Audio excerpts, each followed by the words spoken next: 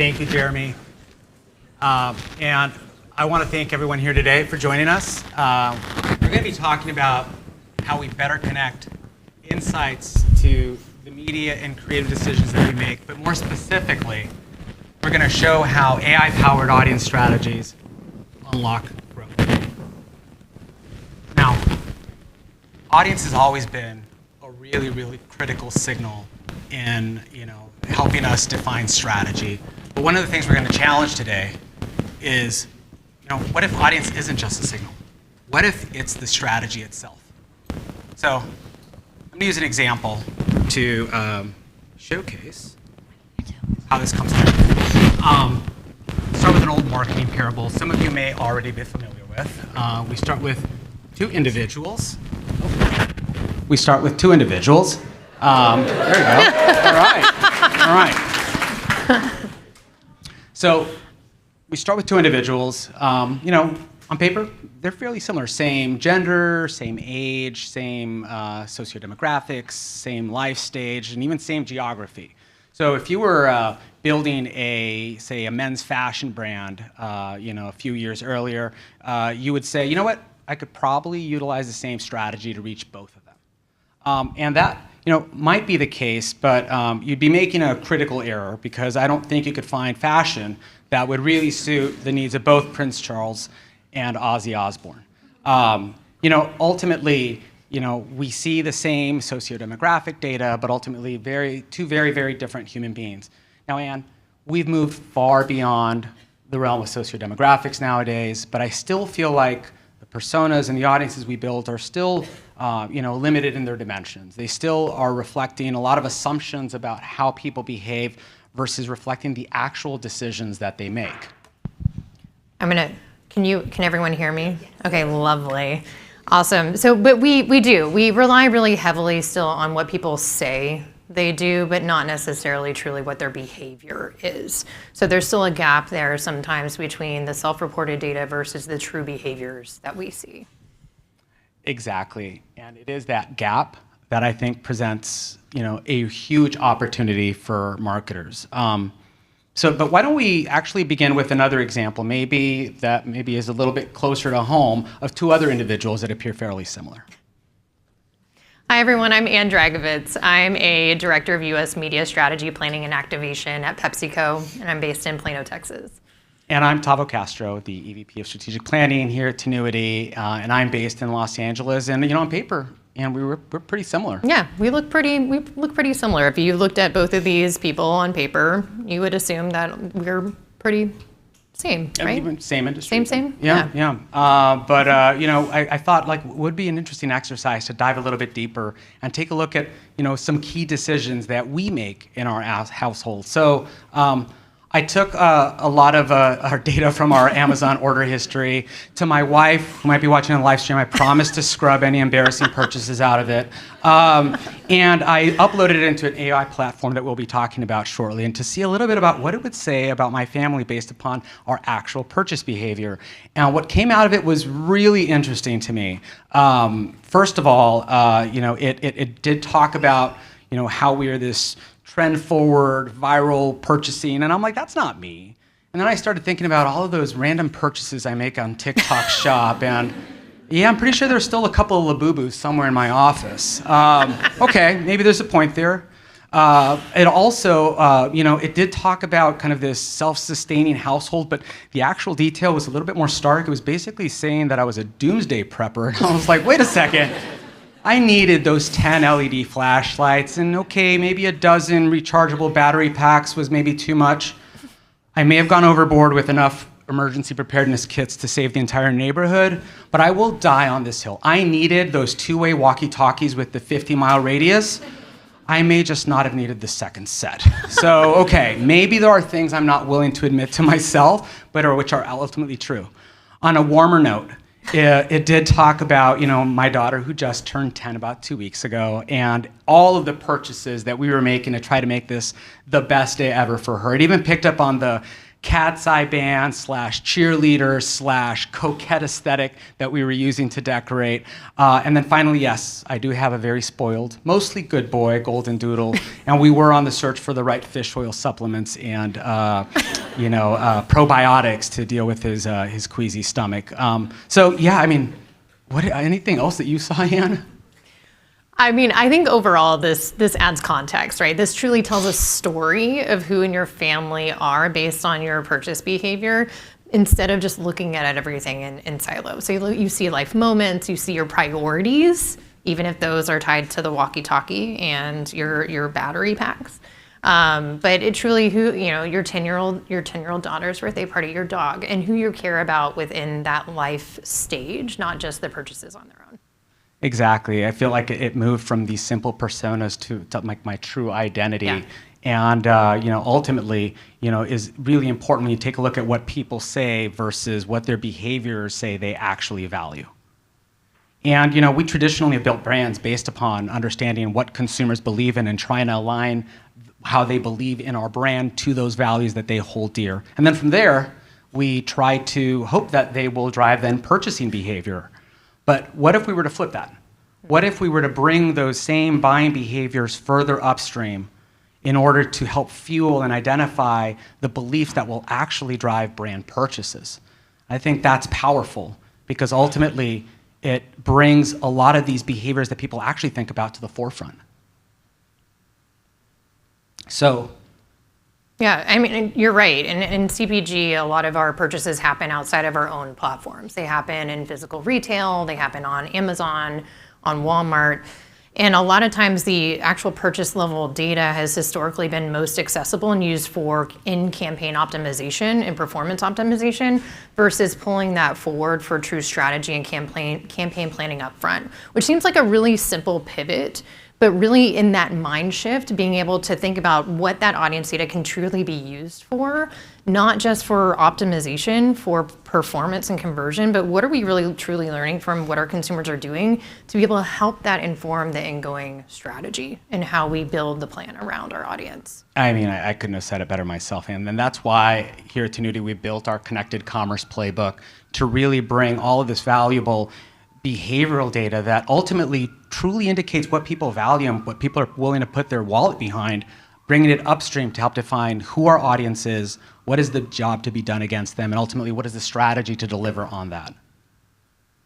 Now, it sounds easy, but in practice, there's a lot of different fragmented platforms. You mentioned a couple, and along with those platforms comes a degree of technical fluency required. I mean, I don't know how to pull a SQL query in Amazon Marketing Cloud, but ultimately, that's a big barrier to overcome. Yeah, and a lot of times people who are closest to the data are not necessarily the ones who are building and informing the strategy up front. Exactly. But that's where we really feel the power of AI can come to bear. AI democratizes access to these incredibly valuable insights and puts them into the hands of the strategists that actually make some of these decisions further upstream. At Tinuiti, our Blisspoint audience platform, powered by AI through our partnerships with Waldo and Newton, helps brings this to life. You can see actually a demo of Blisspoint Audience later today in floor 3 in the Blisspoint Lounge. But what it does is it uses agentic workflows to help us capture commerce data, help us capture traditional consumer insights data, as well as cultural signals, and synthesize them into one holistic view of the consumer. Which really helps give the strategists that information and audience data to pull that part of the process more upstream to help inform the total strategy. And that's a really critical aspect. I mean, I'd love to talk a little bit about how we actually made this to come to life for popcorners. Yeah, let's do it. So when PepsiCo acquired Poppy, we had already seen the impact that Tinuiti was making on the business. And so we were asking ourselves if there was another product within our portfolio, this time on the food side, that we could partner with Tinuiti on to really untap some untapped growth opportunities. And that brand was Popcorners. And so we partnered with Tinuiti to see if we could unlock that momentum, but in a different category. So, we took all of the data that we have. Thank you so much for sharing so much valuable data from across your different, commerce platforms, from some of your own internal consumer insights data, as well as a lot of cultural signals that we found. fed it into our Blisspoint audience platform, and asked it the question, ultimately, what are the drivers of some of these key purchase behaviors to better understand how we rethink about the brand in a way that, again, will drive greater growth opportunities. And so one of the first shifts that we'll talk about, and again, this goes back to what can we learn from our consumers that we can pull upstream in the planning process to inform the total strategy versus relying on that information just for performance optimization. And one of those shifts came from looking at consumer basket behavior. Going back to the comment on, we talk about self-reported data, what you may say about yourself and your purchase behaviors may not actually match what you actually do. And that's true of all of us. And so we found that we knew we wanted to reach out and talk to consumers who were making better for you choices, who were making healthier choices, filling their baskets with more of those healthier choices. But in reality, consumers are looking for balance. They're not just making better for you choices, they're looking for more comfort items as well. So in reality, their baskets are much more balanced than what they're saying that they purchase because they have an aspiration of who they want to be, which is great. But in reality, their behavior looks different. Their behavior is going to look different too, also based on their household composition as well. So really, again, it's a very simple mind shift, but it was huge in thinking about not being so narrow in who we're defining our audience to be, but really thinking about how we can broaden that audience focus to be relevant to a larger group of consumers who we just were not speaking to untap some of that potential for growth. Yeah, and it was great because we redefined the audience, again, not based upon these assumptions, but based upon the actual behaviors we saw driving their decisions. Another insight, again, I think the theme that you'll hear me say is that I think you'll notice that a lot of these things are probably very obvious.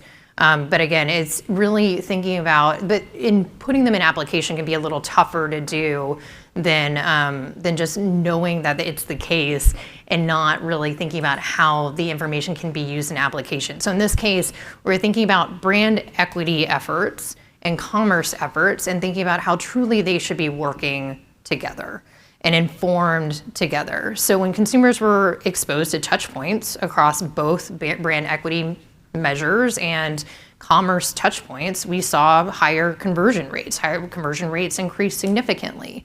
So we were really needing to understand what changes we could make to connect those audiences together, to learn from audiences that were exposed for brand equity opportunities, and then continuing to get them to convert, driving them through consideration in our commerce channels. So thinking about using commerce DSPs to extend to brand equity efforts as well, building retargeting audiences based on those who are exposed from brand equity efforts, driving them to commerce and to purchase, and then optimizing towards visits and searches as well.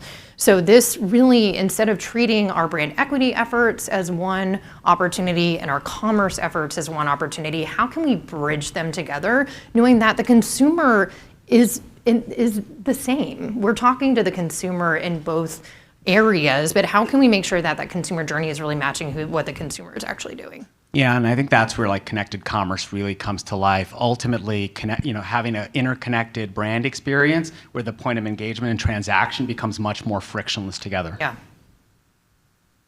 And then lastly, there was an insight that really helped us position Popcorners through the messaging of the effort. So we really, again, taking commerce insights based on how consumers were really interacting with the brand and coming into the brand and finding out about the brand was really through multi-packs, not necessarily just individual bag purchases, which makes sense. People are curious. They want to be able to try different flavors. So we were able to take this insight and adjust the way that we were talking to our consumers by focusing more on a variety of flavors, by pulling through the multi-pack opportunity across the brand equity and commerce opportunities through messaging to encourage consumers to try their flavor and be able to explore extending that behavior through snack pairings and other occasions. So we're not just selling the product, but how the consumer can experience the product through their curiosity to try the product. And it seems like a simple shift, but just ultimately, again, utilizing their actual behaviors to reinforce, and lean into how they actually make decisions anyways. Yes. So, what did this unlock for us, really? Ultimately, it allowed us to think about audience, again, through the lens of these consumer insights data, the commerce data, and the cultural signals, and shifted it from just becoming a specific signal to redefining our growth opportunity, thinking about new ways to optimize the customer journey, and ultimately even impacting messaging. So audience moves from being a signal to actually becoming the strategy. Well, I know the million-dollar question is, and I know the campaign just launched, but how is our new strategy performing? Yeah, the campaign did just launch, but performance results are really positive so far. We're seeing an increase in conversion rates while still maintaining efficient return on ad spend. But I think too, it also is just a new way of thinking for our portfolio and building out truly what a modern connections plan really means. So really excited to continue through the strategy and continue to see those positive results. I love that because ultimately it's a perfect encapsulation of love growth, hates waste. Because yes, we focus on driving growth for our clients, but we do it in a way that is efficient and that is sustainable, which is incredibly exciting. And I'd like to thank you. I'd like to thank everyone on the PepsiCo team. I am so excited about the future of our partnership as we work together to rewrite the Connected Commerce Playbook for CPG marketing. And I want to thank all of you for joining us today in this session. Thank you.